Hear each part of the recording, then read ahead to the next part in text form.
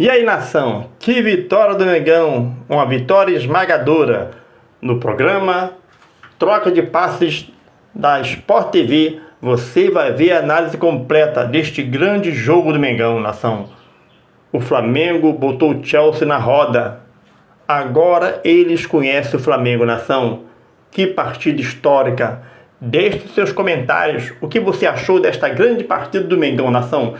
E qual é a sua expectativa para os próximos jogos do Mengão no Mundial de Clubes, tá bom? E se você, nação, aprova o nosso canal, assiste nossos vídeos, não é inscrito, inscreva-se no canal, tá bom? E dê o like para que o nosso vídeo venha alcançar mais rubro-negros, tá bom, nação? Assiste o vídeo até o final, nação. Um abraço. O campeonato é de alguém que está de fato engajado. Claro. E que não vai admitir que alguém tenha mais fome do que o time dele. Não apelou para nenhuma condicionante de momento da temporada, de calor. Ele focou em ganhar. Mas por mais que algum outro possa ter reclamado sobre a questão do calendário, quantidade de jogos, mas eu não lembro desses, pelo menos grandes europeus, estarem reclamando de estar lá ou de estarem diminuindo os outros clubes, entende? Não, mas por exemplo, o Cucurella, hoje, depois do jogo contra o Flamengo, ele deu entrevista falando: se fosse em outro momento da temporada, outras condições, a gente poderia ter vencido o Flamengo, são momentos muito diferentes das equipes. Tudo e bem, tal. Mas isso também vai ter. Sim, mas é o tipo de comentário que o Company não faria. Mas isso se ele mas aí depende da pessoa, com certeza. E vai ter um ou outro mesmo que vai escapar, pô.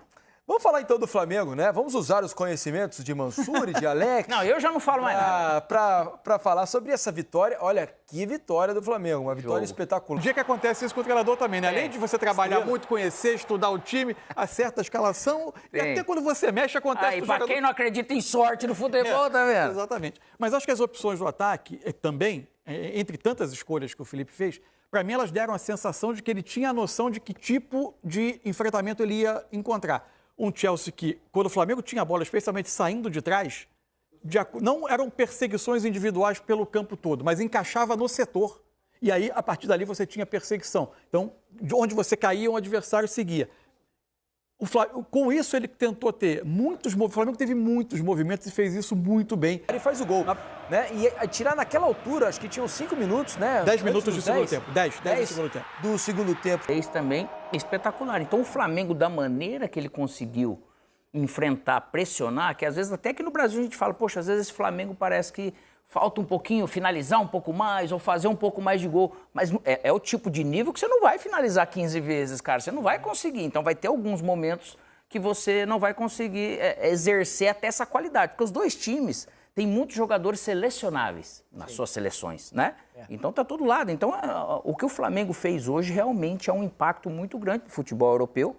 Para poder, o Cucurella, qualquer um pode falar o que for. Só que o jogo, o campo... o trabalho foi espetacular, se você for ver, e terminando com vitória, melhor ainda. Sem dúvida. Vamos ouvir as impressões, então, de André Rizek, que acompanhou o jogo direto lá do estádio na Filadélfia e conversa com a gente agora sobre essa vitória importantíssima, histórica também do Flamengo, 3-1 sobre o Chelsea. Chega mais, Rizek! Olá, amigos. Um jogo de futebol, como vocês bem sabem, se ganha muito antes de a bola começar a rolar. Eu queria propor o debate a vocês sobre as escolhas do Felipe Luiz para a aula de futebol que o Flamengo deu contra o Chelsea aqui. O Eric Faria, no pré-jogo do Sport TV, trouxe uma informação crucial para entender a mente do treinador rubro-negro. O Felipe pegou os dados dos jogadores de defesa do Flamengo e priorizou os mais velozes. Quem é mais veloz, o Wesley ou o Varela? Acho que não tem dúvida de que é o Wesley. Eu fiquei surpreso, por exemplo, do Léo Ortiz, zagueiro de seleção brasileira, não ter começado o jogo. Mas os dados apontavam que o Danilo, apesar da idade, é mais veloz do que ele. O Ayrton Lucas, na esquerda, também é o jogador mais veloz que ele tem para escalar por ali. E aí, as escolhas do Felipe durante o jogo também priorizaram isso, o físico, a intensidade. Não é qualquer treinador que, perdendo um jogo, colocou um menino, o Ryan Lucas. E cadê o Pedro? Por que o Pedro não começou jogando aqui? Muita gente deve ter se perguntado. Eu acho que eu já dei a resposta. O Pedro é um jogador que entrega muitas coisas maravilhosas com a bola e talvez não entregue tantas outras sem ela. E o jogo de hoje exigia imposição física contra um time muito jovem, um time que tem, nesse momento, como todos os europeus, europeus uma desvantagem física em relação a gente por causa do calendário, e esperto é o treinador que explora essa possível superioridade. Então eu acho que o Felipe hoje, mais uma vez, teve uma estratégia, uma mente europeia, dirigindo um clube brasileiro, pelo menos eu vejo assim, fazendo escolhas que não foram tão simples, poderiam não soar tão simpáticas para a torcida se o resultado não viesse, por exemplo, e acabou premiado com uma aula de futebol. Aliás, está cada vez mais difícil decidir ou estabelecer, decretar qual brasileiro teve a melhor atuação até o momento. Que venham as próximas. Grande abraço para vocês. Valeu, Rizek, valeu. Fala, Esse debate aqui é Esse espinhoso. é difícil. Porque, assim, Eu acho que, vamos ser sinceros, o nível de enfrentamento do Botafogo ontem foi mais difícil do que o do Flamengo. Hoje, Paris Saint-Germain e Chelsea não estão na mesma prateleira, no futebol europeu. O Paris Saint-Germain está ali naquele grupo, para mim, de 8 clubes ali. Você sabe que eu falei isso aqui antes, durante essa semana, o Felipe Luiz falou a mesma coisa na entrevista coletiva, que é um grupo ali de 8 clubes que são os times realmente de elite na Europa. E o Felipe Luiz admitiu que esses times estão longe, na opinião do Felipe Luiz, na minha também, dos nossos times aqui. São patamares muito difíceis de serem alcançados pela disparidade econômica. O Chelsea não está nesse grupo de elite, que hoje se encontra o Paris Saint-Germain.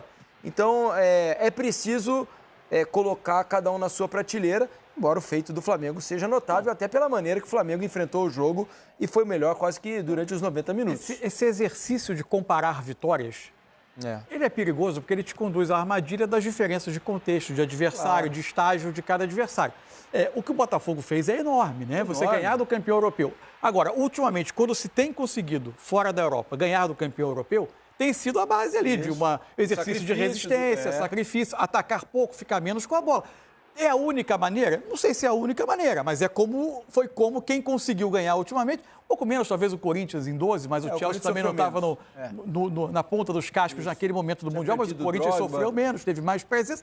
O Flamengo em 19 jogou com o Liverpool no auge, mas não venceu o jogo, acabou perdendo na prorrogação. Então, assim, as vitórias todas têm valor. Então, não é que uma seja melhor do que a outra. O que tem são aspectos diferentes. Para mim, essa vitória do Flamengo hoje, ela tem um aspecto que talvez a gente nunca tenha visto. E aí vamos fazer as ponderações depois. Mas o que é o aspecto que a gente nunca viu? Enfrentar um destes superclubes europeus num jogo em que você olha e não vê o gol do brasileiro, do sul-americano, como uma estocada ou um acaso, como produto de uma construção. Esse time está ganhando está jogando a qualquer momento, esse time vai empatar o jogo. A qualquer momento, esse time vai virar o jogo, né? Isso. Agora, é óbvio que, como você disse, o Chelsea hoje talvez não seja um dos 8 ou 10 melhores times da Europa no momento. Passa uma grande reformulação, uma aposta em jovens, mudança de trabalho, e ainda não é um time longe de estar pronto. Tanto que jogou a terceira competição em importância da Europa.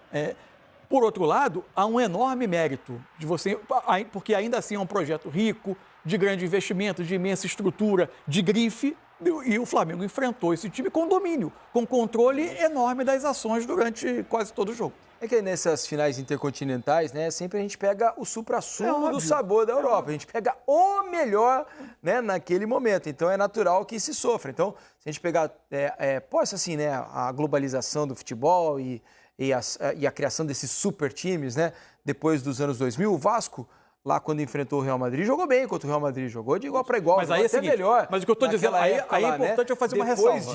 Depois disso, se a gente pegar de 2005 para cá, né, quando os brasileiros ganharam, né, o Inter do Alex ganhou, o São Paulo, sempre o goleiro acabou sendo o personagem do jogo. O Vasco deu um banho de bola no Manchester United no Maracanã, durante o Mundial de 2000, enfim. O que eu estou querendo dizer é que desde que o mundo mergulha de vez nessa era do futebol pós-globalização, e aí eu conto o início dos anos 2000 para cá, é aí que eu digo, nós nunca tínhamos visto esse cenário. Exato. Ainda que se pondere o momento do Chelsea, né, a gente não tinha visto esse tipo de cenário. Isso é muito marcante. Porque, desculpa, há 10 anos atrás, o futebol brasileiro não atraía jogadores como os que atrai agora, e mesmo contra esse Chelsea, talvez não fosse possível fazer uma exibição desse tipo.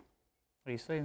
É que algo geracional, se a gente for pegar de todos os clubes que já foram para o Mundial, lá de trás para cá, eu acho que são times que também jogariam hoje, competiria. Esse negócio de que o o Pelé não faria 1000 gols hoje, que o Messi naquela época, tudo que foi especial, que foi campeão, que foi vencedor, eu acho que faria frente para tudo isso. E é lógico que quando se perde para alguém que é inferior, de repente, a você, que já aconteceu nesses históricos aí, né, de clubes, principalmente desse passado recente, mas os clubes que foram lá também e venceram, e até os que perderam, eles também podem. Só que esse Mundial está dando uma condição da gente ver mais jogos. Quando a gente fala em um jogo tudo pode acontecer, lógico. Só que agora vários times, vamos dizer assim, tá coincidindo de enfrentar de igual para igual. Então essa Copa do Mundo de Clubes, ele tá te dando essa sensação, ela um pouco diferente, de não falar, poxa vida, mas também o time foi muito mal, porque só foi aquele jogo daquele Mundial entre o sul-americano e o campeão europeu. Então acho que eu acho que o fascínio dessa competição, ela tá aí. Todo mundo se preparou da maneira que pôde, com seus investimentos. E, ao mesmo tempo, está sendo gostoso de poder ver. E o europeu que se acostume com isso.